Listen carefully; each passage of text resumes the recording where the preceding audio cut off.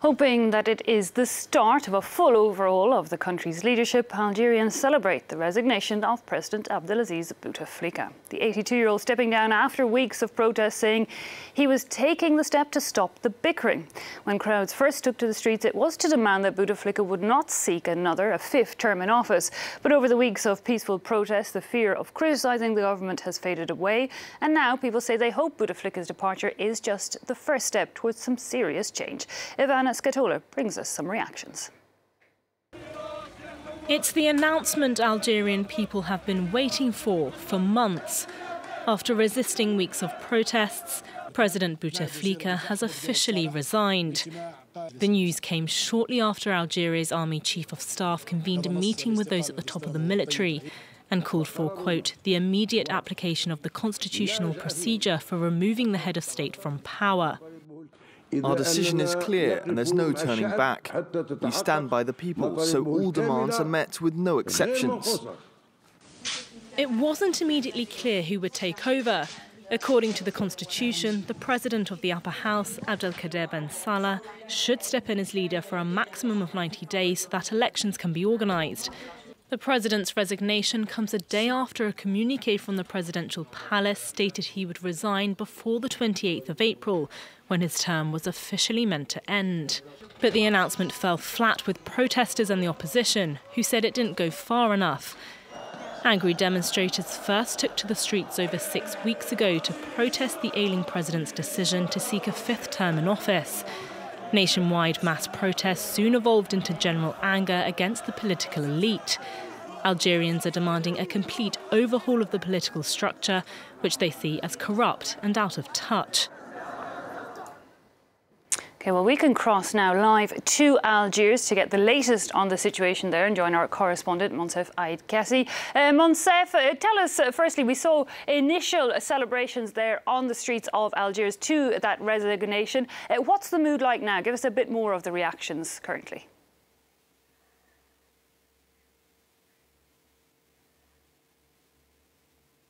The reactions actually are so positive, you know. The people didn't want the President Bouteflika to go for a fourth term, so they were not satisfied. So what about this fifth term? So they were fed up actually, and they have taken to the streets actually since February 22, and now this is the reason why they all went to the streets in order to express joy and say this is a historic day and history, and also the victory has been expressed by so much people yesterday. The Algerian people who were in the streets and even who were in social media, because some people didn't go to the streets actually, so they were all telling that they cannot realize it and they did not expect it's going to be as early as yesterday, you know. So they were very happy. Children, women, men, and even old people, they all were in the streets in order to express this joy after Bouteflika's resignation. Yeah, but Monsef, you mentioned it there, you know, initially the protest broke out because people did not want Bouteflika to run for a fifth term in office. However, over the 6 to 7 weeks that they've been on the streets, the demand has widened. Do you think this is the end of the protests? Absolutely not. This is not the end of the protest, because we have to mention that this is a part of their demands. The Algerian people don't want the system to stay. They want them to leave, as they were saying yesterday, that because this is like a sort of revolution, and that is expressed by many demands at the same time. So no, the goal is to go and to take in the streets on Friday, April 5, in order to say that they don't want the system to stay. They're talking about government of Bedoui's government, the new government of Bedoui, who has been constituted like 2 days before. So no, they will express themselves in another way with new slogans. Of course, they are so happy because now the President Bouteflika is not the president anymore, but they want to explain to the government in place that they don't want them. So I think we are expecting much protests even today. OK, Monsef, for now, thanks indeed, Monsef. Aid Kassi reporting for us there from Algiers. Clearly, people there seeing this as just the first step. Well, to discuss the situation further, we can cross over now here to Philip Turrell, who's on set with us from our International Affairs Desk. Philip, the question, of course, on all of our lips, and we're hearing there that more protests planned for the end of this week. But really, you know, what happens next in Algeria now that the president has resigned? OK, so as we've been hearing, first of all, there's going to be a 90-day interim period. Now, I've been calculating how long that's going to take us up to. 90 days takes us up to, let's say, early July. So that, according to the Constitution, is when the next elections are going to take place. Now, 3 months is not a very long time when you're having to organise elections in a country like Algeria, where this kind of democratic process is not something that people are used to and are prepared to take on in such a short period. Now, of course, one of the major problems here is that we have the people in the street who are saying, we wanted to get rid of President Abdelaziz Bouteflika. OK, we've got rid of him. Now we want to get rid of all the ruling elite in the country. We don't want any of those people left in power. For the simple reason is that we've had them controlling the country since independence in 1962. We want to get rid of them all. We want to turn over a new leaf in Algeria and bring in a new form of democracy. So already, before this interim period even gets off the ground, there is a clash of ideas. On the one side, you have the army. On the other side, you have the people in the streets. So it's going to be very interesting to see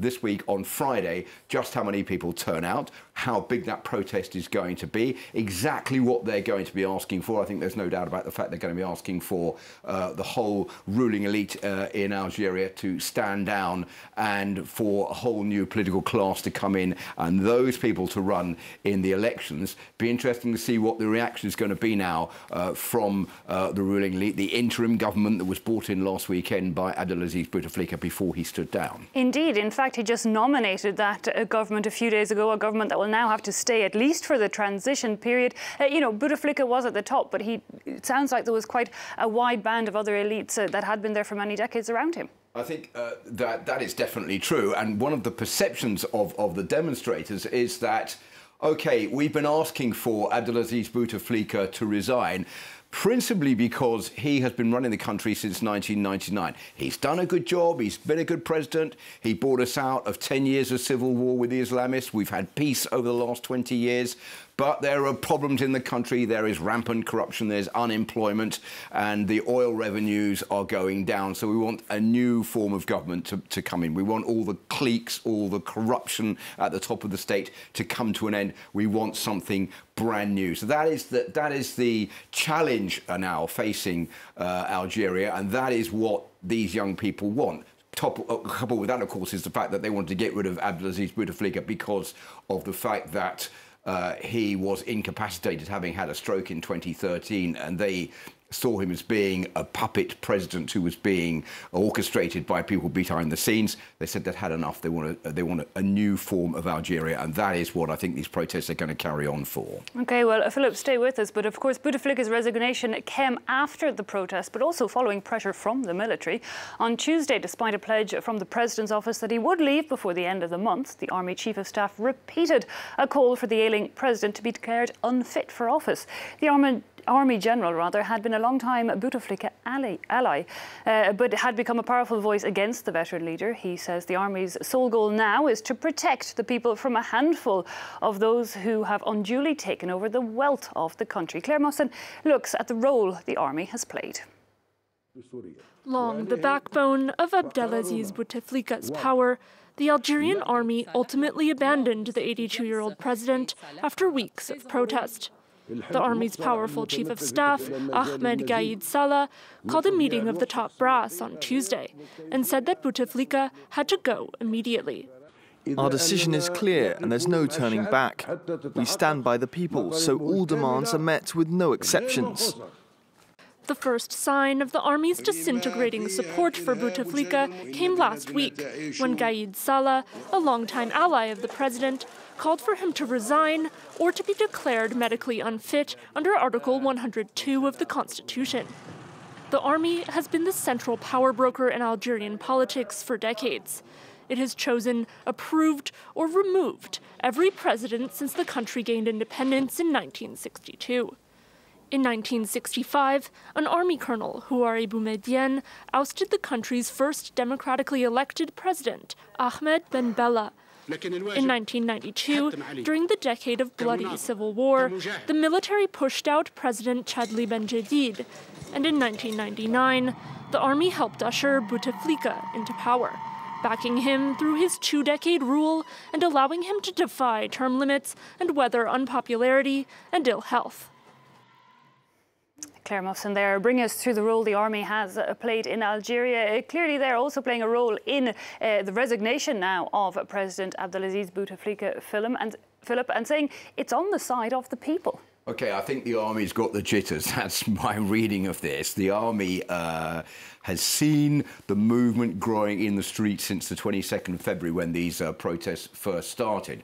So they've been saying, OK, we've got two choices. Either we back an ailing, sick president who visibly can't do the job properly, or we go with the flow and we appear to support the protesters in the street. Now, what is very interesting in this is I think that, as everything in Algeria is never maybe as clear as it appears, you have to bear in mind that the army chief, who is the one who has then switched camps and asked for Abdelaziz Bouteflika to stand down, has also got many younger generals in the army who are keen to play a greater role in the future. So in a way, he's saying, OK, I will call for Abdelaziz Bouteflika to go, so that will show you that I'm in good faith and I can remain as head of the armed forces, because then we can move forward to create a greater army and get rid of some of those who've been in control of the army. And at the same time, the people in the street are saying,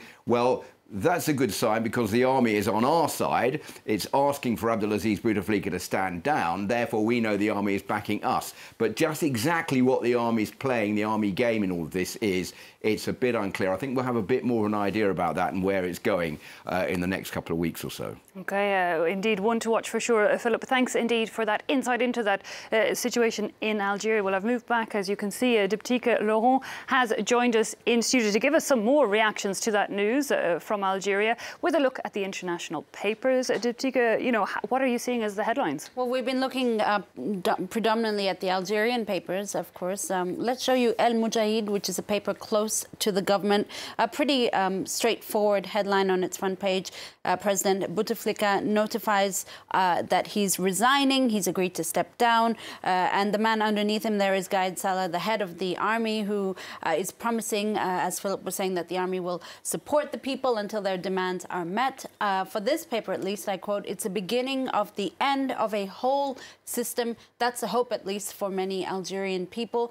Bouteflika's announcement was nonetheless precipitated, because it was just yesterday that he said that he would step down sometime before the end of the month. And that's what this paper, Reporters, is looking at. For them, he was forced to step down by the army, which asked to trigger that constitutional clause declaring him unfit for office. So what are the opposition papers then? A different take there, or? Well, a lot more hope in the opposition papers, Eve. Now, talking about the army, El Watan says that Bouteflika's resignation comes on the back of tensions with the army. For this paper, Liberté Algérie, it's a pretty straightforward headline as well. Bouteflika, the end, la fin.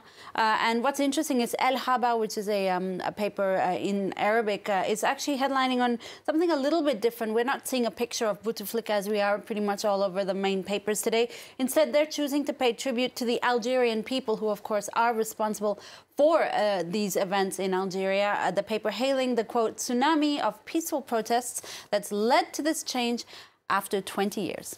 There is some scepticism on the streets, however, as to whether or not this actually heralds real change in the country's leadership. That's been reflected also in some articles. In particular, the opinion pages, the main message from one website, TSA, being that this is just the beginning. You know, the people of Algeria have been demanding, and still are demanding, an overhaul of the entire political system. This writer is saying here that Tuesday was a historic day, sure, but the biggest task is yet to come. That will be imposing, I quote, a true democratic transition. And for this, the Algerian people need to stay mobilized. For a writer at the investigative website Algérie, it's a coup, actually. They're calling it a coup that the military has tried to justify via the constitution. This writer here is slamming the army chief Gad Salah for now trying to attract people's support by condemning fraud and corruption, when in reality they say he covered up for that very system for the past 20 years while it served him. You also have a skepticism from this cartoonist at Algeria Times. You see the new government represented by the Trojan horse entering Algeria that's guarded by the army chief. It's really the message being here that it's a mere reproduction of the old guard. Well, I can see glancing across there at the papers in front of you, Bouteflika, that it is also making the front page of some international newspapers. Yeah, that's right. Before we show you some of the other ones, let's show you the one here in France, Le Figaro, which says Bouteflika, the end. A pretty straightforward headline. I noted that their editorial today is dedicated to what happens next, to the future of Algeria. It's also on the front page of the Saudi paper, Arab News. You see it. Bouteflika quits as president, but only after the army chief threatens to force him out of office. The paper noting that the ruling clique is also accused of guarding its own interests and hoarding the wealth of the Algerian people. The Lebanese daily L'Orient Le Jour wonders what happens now. Algeria is turning the page on Bouteflika, but who will oversee the transition, and will this open the path to fair and free elections? Those are the big questions in the papers there. And Le Temps, the Swiss paper, is going with a front page cartoon from Chapat, who you see there, a statue of Bouteflika, perhaps inspired by the one of Saddam Hussein that was felled after he died. In this case, Bouteflika is being taken away unceremoniously after 6 decades, 6 tumultuous decades. Let's end on more reactions from Algeria's cartoonists. I believe they've been quite inspired. Yeah, very inspired. And I got to say, I really love the cartoons coming out of Algeria. They're often responding with irreverence, with cheekiness, with humor. Dilem here graces us not with 1 but 2 cartoons today. The first one you'll see here is Bon débarras, or good riddance to Bouteflika, as you see a self-portrait being dumped unceremoniously in the trash there. In his second cartoon, he takes inspiration from the recent summer time change here in Europe. Europe has lost an hour. Algeria has lost 20 years, so there's no comparison, I guess. Finally, to end this, we'll show you this cartoon from Eek, who goes with an analogy inspired by chess. He says it's checkmate for the king, but there is still a long way to go, as you see from this very crowded chessboard of pawns.